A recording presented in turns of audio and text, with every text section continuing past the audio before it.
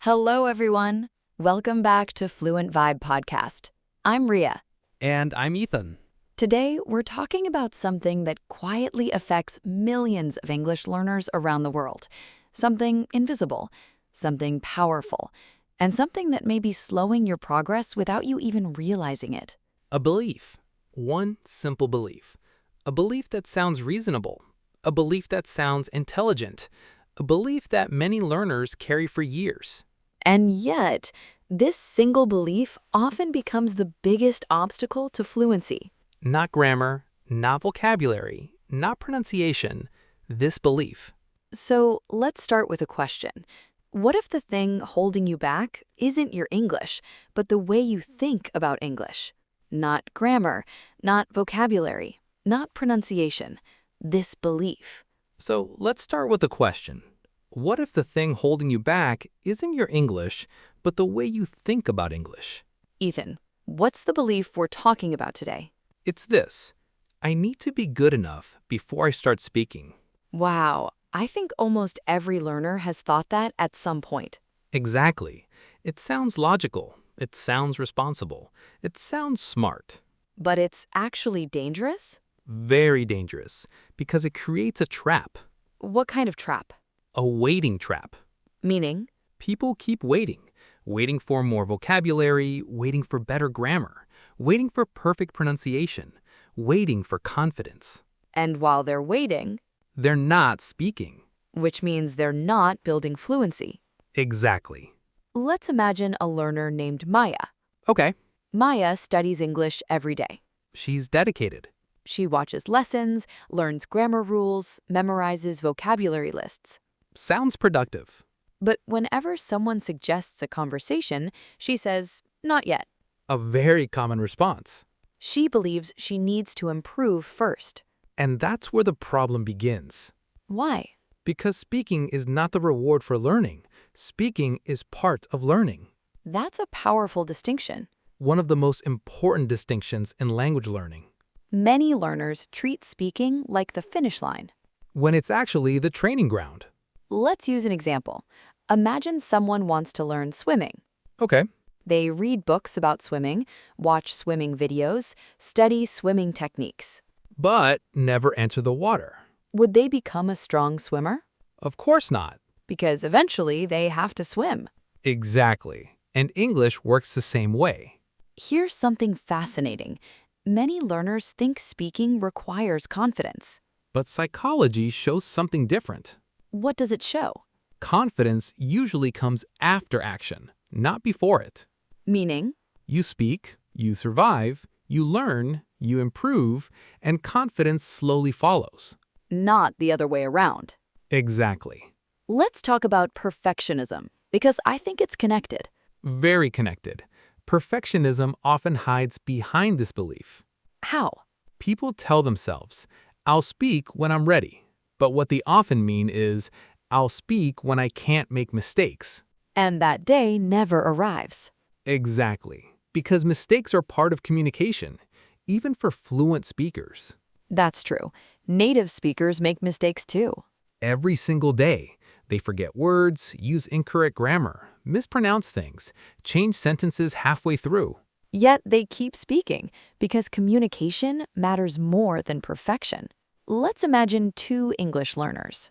Okay. The first learner waits until everything feels perfect. Right.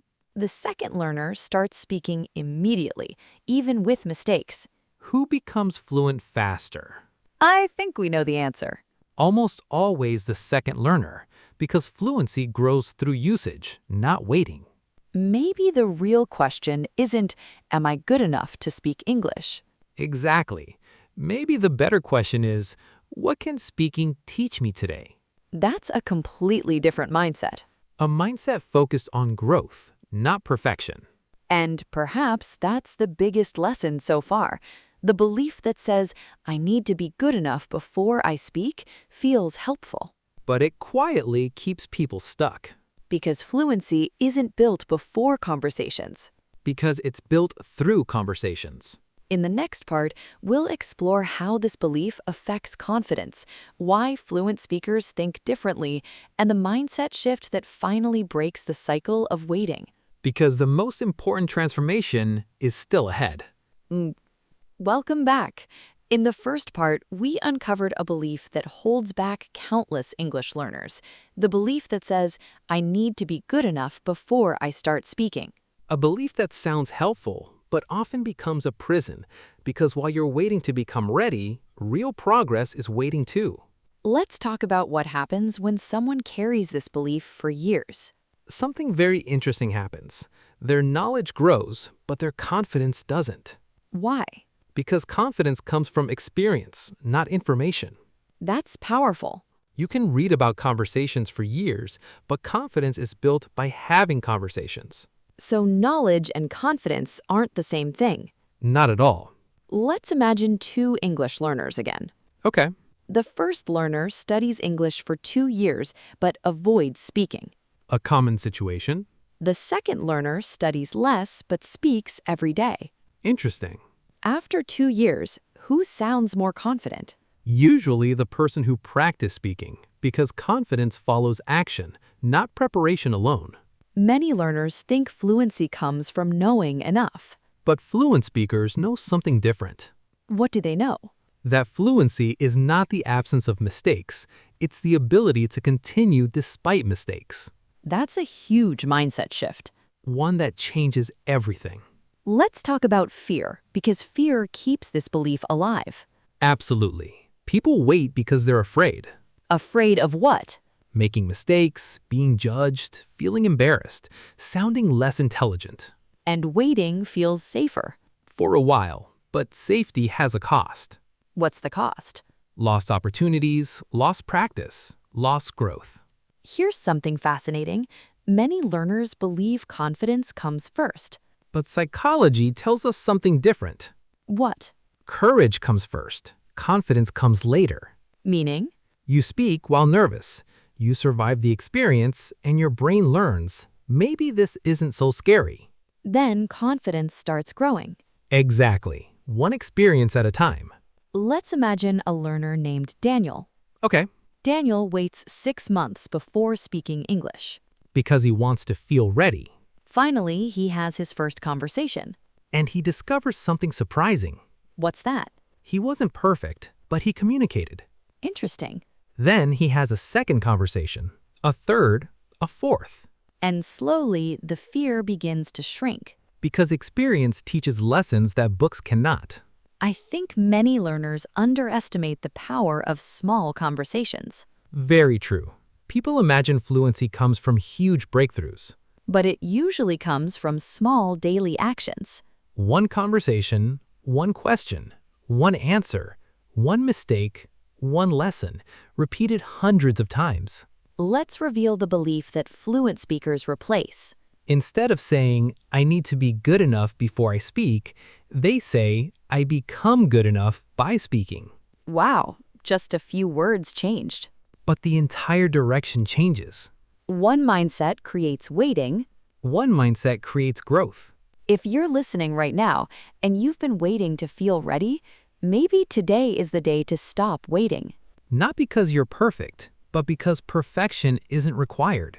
Not because you're fearless. Because courage is enough. Not because you know everything. Because communication starts with what you already know. Think about this. Every fluent English speaker you admire started with broken sentences, mispronounced words, awkward conversations, and plenty of mistakes. They didn't become fluent and then start speaking. They started speaking and became fluent. That's the difference. And that difference changes lives. Before we finish, let's remember today's biggest lesson. The belief holding back your fluent English is I need to be good enough before I speak. And the truth is, speaking is not the reward at the end of learning. It's part of the learning process itself. Every conversation teaches you something. Every mistake teaches you something. Every attempt builds confidence. And every day of action moves you closer to fluency. Thank you for joining us on Fluent Vibe Podcast. I'm Ria. And I'm Ethan. Keep learning, keep practicing, keep speaking. Because fluency doesn't belong to the people who wait, it belongs to the people who try. One sentence at a time, one conversation at a time, one brave moment at a time. And one day you'll realize you were becoming fluent every time you chose to speak.